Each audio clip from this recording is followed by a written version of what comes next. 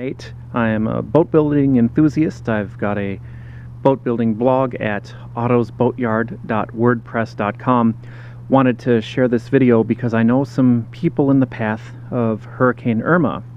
If you recall Houston last month, we saw images of people who were trapped in the flood.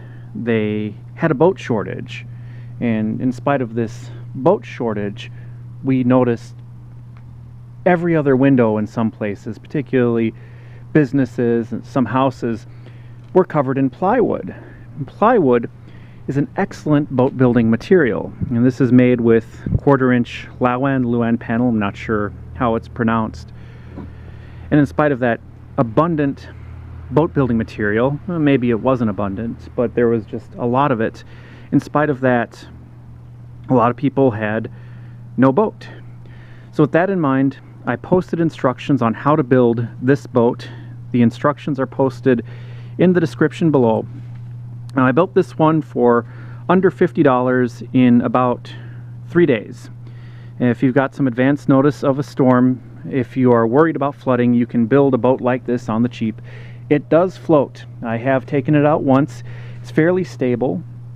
It's not the best kayak, but it is better than nothing. And certainly if you're in a flood-prone area, it's better than wading through the water.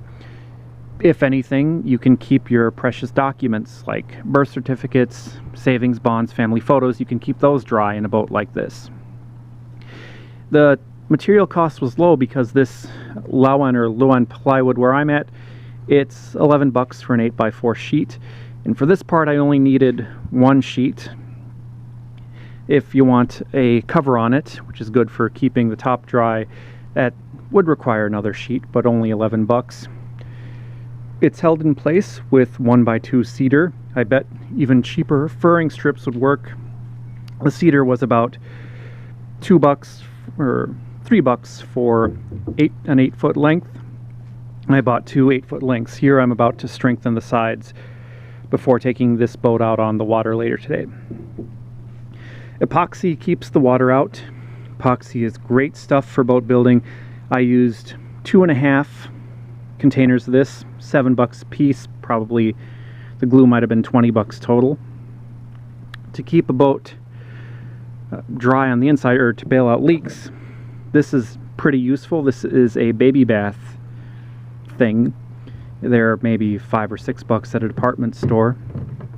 One final tip about cell phones. If you bring a cell phone along, you can cover or put the cell phone in a plastic bag, but also put grocery bags inside. The grocery bags keep the sandwich bag inflated, so if you drop your phone, it floats. And I've tested this a bunch of times, sometimes by accident. It works. You can even access your cell phone's screen through the plastic. Now, take my advice at your own risk.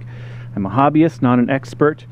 But if you know anybody who is a woodworker and has some woodworking skills, or is a maker and is worried about flooding, you might want to check out the link. It could come in quite useful if you are in danger of being in floodwaters.